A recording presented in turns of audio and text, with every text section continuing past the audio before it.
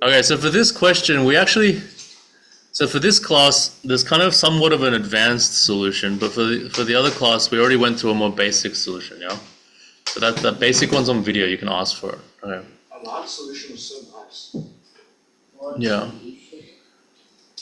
Okay, so then, so basically what we did in class was we started off with Ryan's reflection solution, right? Wow. And then we kind of like trying to finish that off, and we finished it off in certain ways, right? But actually, while we were trying to finish this off, Alvin was gaming in the background and did not realize that his solution actually finishes it off probably the best. What? Yeah. So and that's kind of what I want to talk about. So, and I hope this is right. I hope this is right, Alvin, for your sake. It's not right. It's going back completely wrong. Okay, so what's the question? You remember the question? So a rectangle, right? And there's a point K, and then you join A to K, and then you join B to the foot of the altitude to AK, and then you draw the three incircles of the three compartments that are made. Yeah. And the question says if these two incircles are the same, show that this third incircle is also the same. Right. So let me see if we can recap what we did before and then finish it off using Alvin's solution. Okay. So we proved. So if you take like the midpoint of AB and the midpoint of CD, right? And you join this line, okay? So this is like the perpendicular bisector of AB or the perpendicular bisector of CD, yeah? The first claim is that the whole setup is a reflection about the blue line. Does that make sense? Okay, so obviously the BC reflects to AD, right? That's obvious, yeah? And obviously this part reflects to this part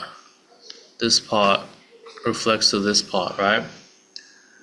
And if the circles are congruent, then you get like a square in the corner here, right? Yes. And the radius are the same. So this square actually reflects to this square down here, right? Yes. And so the centers reflect to each other. And so the circles reflect to each other, right?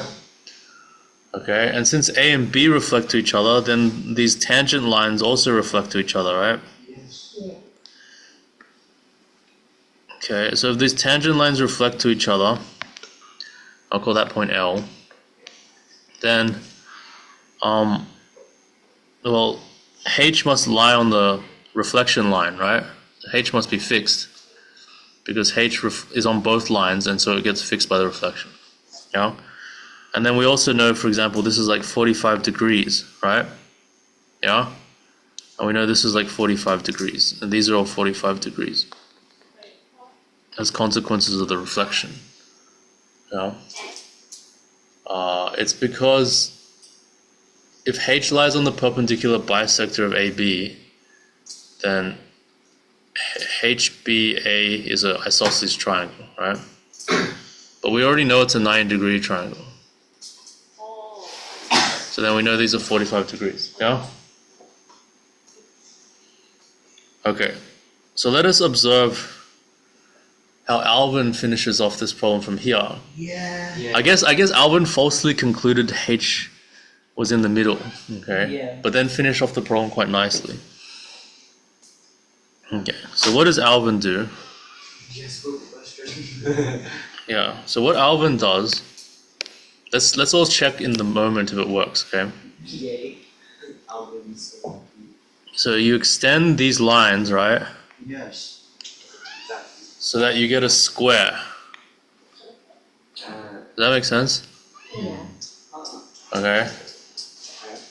And then Very trippy square. if you extend these lines, so then what you get is that these are the diagonals of that square, right?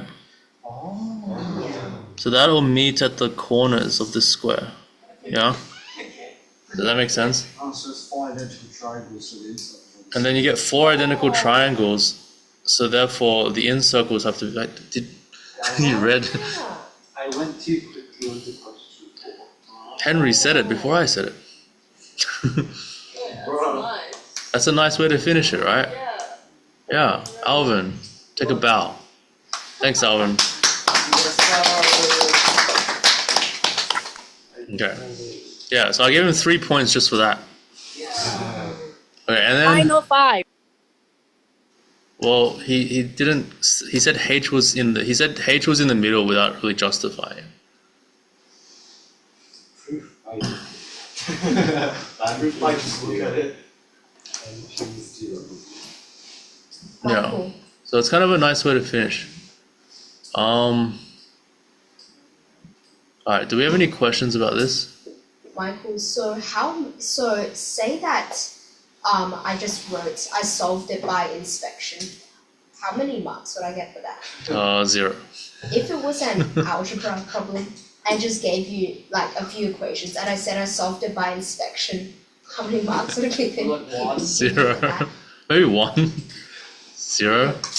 Because there's too many things, like, basically if what you write looks the same as someone who couldn't solve the problem, you're gonna be treated like the same as the person who couldn't solve it. Yeah. Of course, the person who didn't solve it might not have the guts to write by inspection. But isn't by inspection a real method of solving it? It's not a real method. It's accepted in like the HSC. What? What?